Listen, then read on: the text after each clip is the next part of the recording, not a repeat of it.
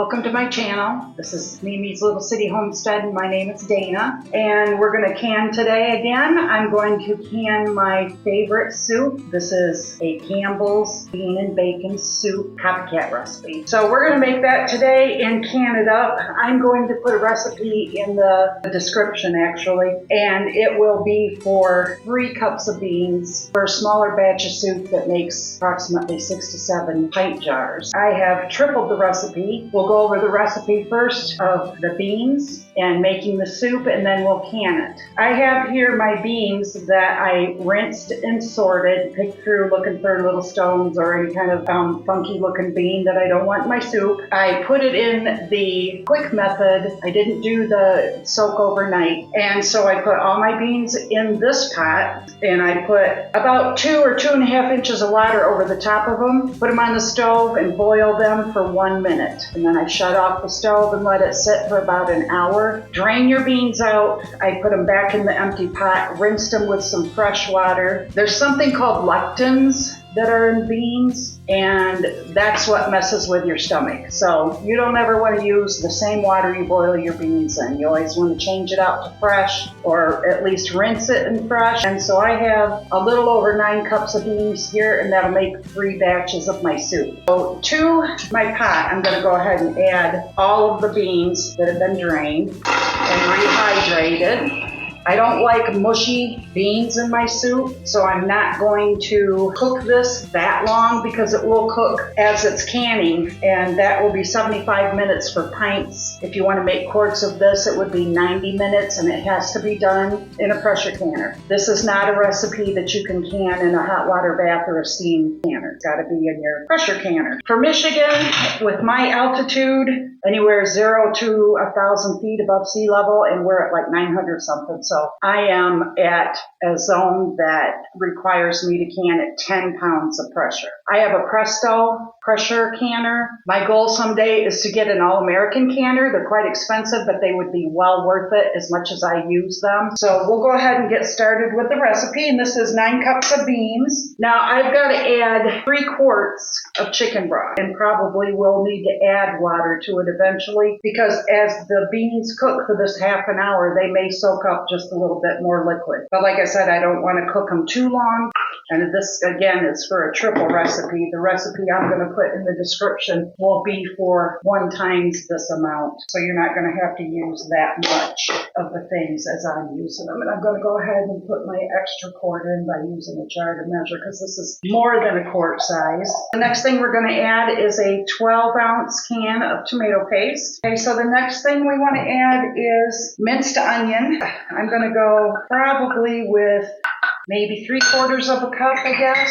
Then we have 3 cups of chopped carrots. So then we're going to add now 3 pounds of bacon, and that's for triple the recipe, which in my case, I actually only did 2 pounds. I thought that that was enough because I don't want a lot of fat in my soup. A little bit is okay when you're canning, but you really don't want too much. So I just cooked it up, 2 pounds, put it on a paper towel, let it drain. So I strained my bacon grease and put that in another jar. Now it's calling for between 6 and 12 cups of water in addition to what we have. So then for the triple recipe, we need 3 bay leaves. And then next we need 6 teaspoons of seasoned salt. Now, black pepper. We're going to go with the liquid smoke. You know, when you open that can of soup, you can smell that smoke flavoring. 2 teaspoons, well, we're going to put in about 2.5 teaspoons. 3 teaspoons of bouillon, beef bouillon. That soft, beefy color. So we're going to go with 3 teaspoons. I'm going to take it over to the sink, and then I'm going to go ahead and add 6 cups of water, and then I will meet you at the stove. So we have our soup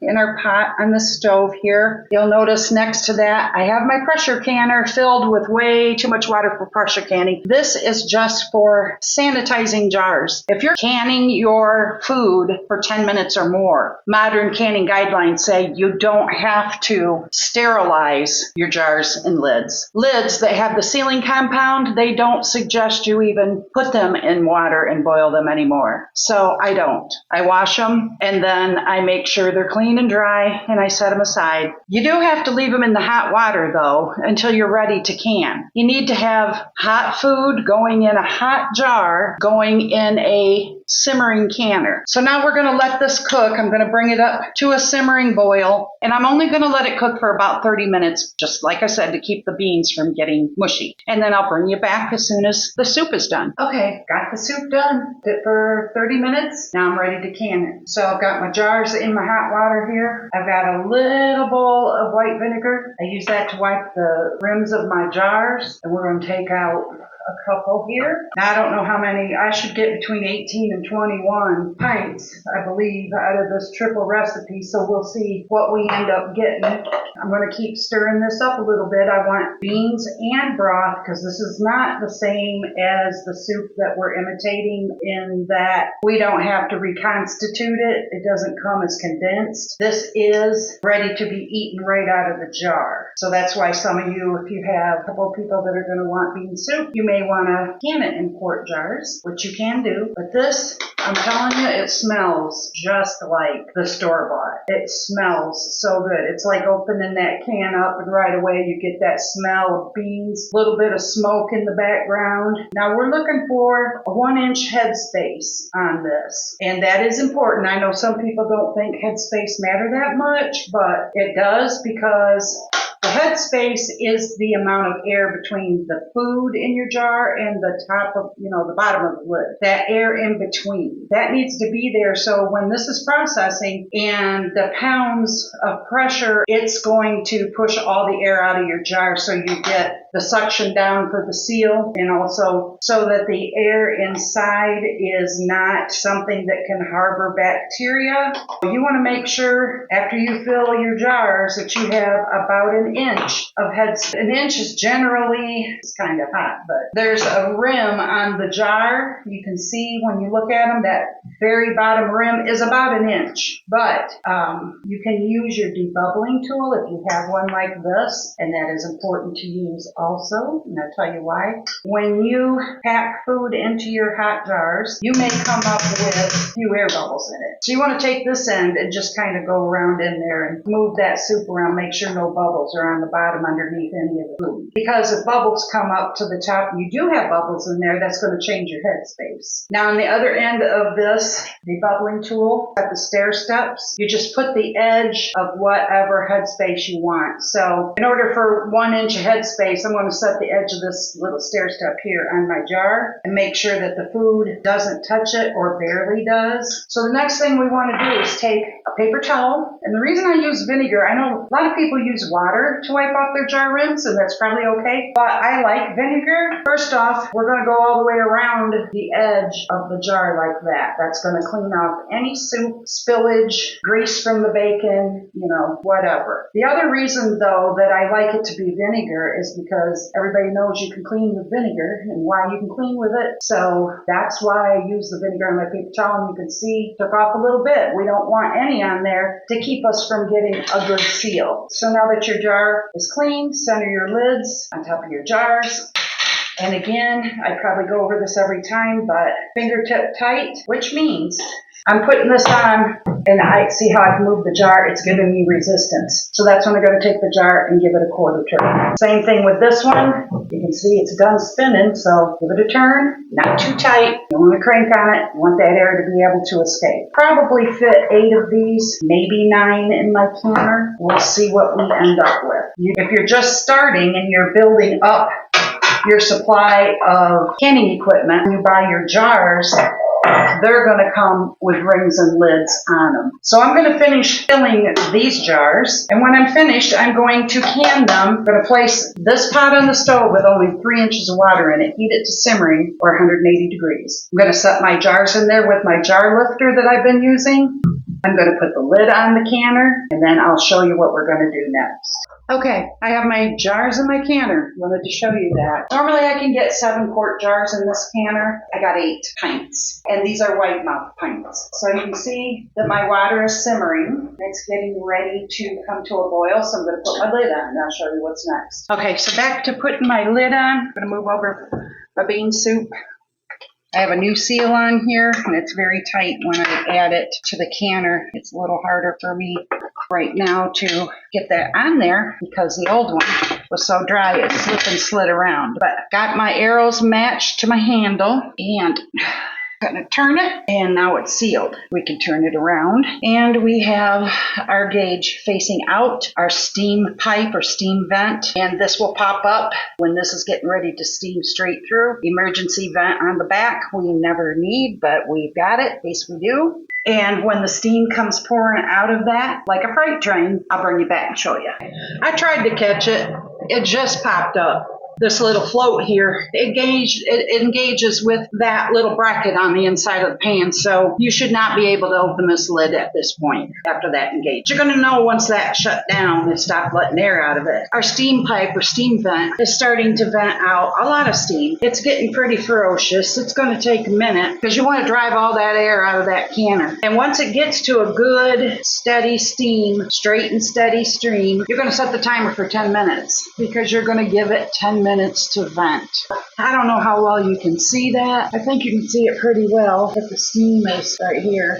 And this is at what point I would go ahead and set my timer for 10 minutes, okay? And then after the 10 minutes is up, we'll come back and see what's next. Timer's going off. You can hardly hear it over the steam, but we've let it vent now for 10 minutes. Now mine is a Presto canner, like I said. It has a gauge and a regulator. Not really a weight. It is heavy. Keeps the steam from coming out of that vent, so it builds up the pressure, but it's not an actual weight like some canners have. But now that our 10 minutes are up, we're just going to put our regulator right over that. And we're going to start watching for this to build up. Straight up is 10 pounds pressure. I will bring you back when it comes to 10 pounds. Until then, I'm going to watch. I'm kind of tall, so I'm going to have to get down here a little bit so I can hopefully show you that on this, it is almost straight up 10. It's been 4 minutes. 10, 11 pounds of pressure equals around 240 degrees, and that's what our canner needs to be at consistently for 75 minutes. I have to turn my burner down a little bit, and this is a between low and simmer to maintain that 10 pounds. Yours might be a little more like medium low, medium. I'm not sure. You're going to have to test it out and experiment a little bit. Keep your eye on that at 11 pounds now.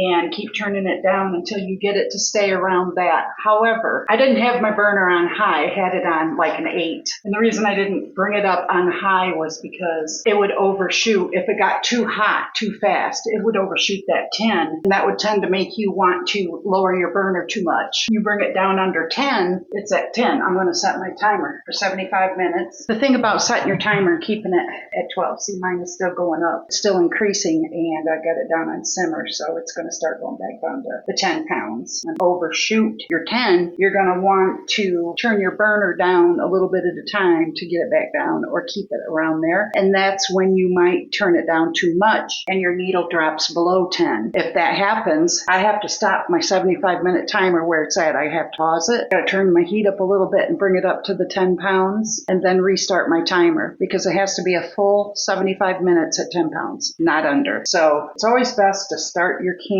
out on about a medium high and build your pressure that way. And the only way you're going to know that is by doing it a few times and getting the experience. But try not to overshoot what your target is, whether it's 10 pounds or 15 pounds, depending on your altitude. But now we're canning for 75 minutes, so I'll bring you back when we're done. Okay, our 75-minute timer just went off. So what we're going to do now, it's been maintained at 11 pounds of pressure for the full 75 minutes. And what we do now is just shut it off, and then we're going to let it sit just like it is. Don't touch anything. What you're going to do is let it sit just like it is and let it come down to 0 pounds of pressure naturally. And when it does, we can take that off. Then we're going to let it sit for about 2 to 3 minutes with the lid on and the regulator off of it. And then we're going to take our lid off. After that point, I'm going to let them sit in the canner for 10 minutes to kind of get used to the outside air. So after I have let it come down to 0 pounds of pressure, we will come back and take the regulator off.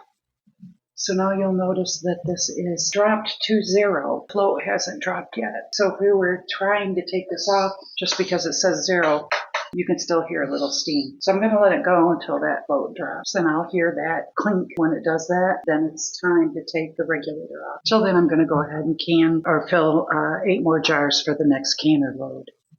Okay, float drops. So now you'll notice, even though it's very hot in there, when you pick up the regulator, there's no steam. So this can come off now. Then we're going to take our lid off. So then we're going to give it a couple of minutes with the Regulator off, but the lid's still on. Just a couple minutes, and then I'll bring it back. We'll take the lid off. Okay, so we're going to open the canner first with the lid away from us to avoid all that steam. And then I'm going to let my jars sit in there for just about 10 minutes before I take them out. While we're giving our jars the 10 minutes, I want to show you a bowl. I don't know if you can see inside. I guess I'm not lifting it up right, but it tastes just like it. Everything about it is the same. Out of my triple batch, what I ended up with was 8 more pints to do a second canner load, which I will do as soon as I unload this one. Unload that canner, check my water level, make sure I have enough water in there to do the pressure can, about 2 inches. 3 inches of water, and I ended up with a quart left over. You cannot can just 1 quart.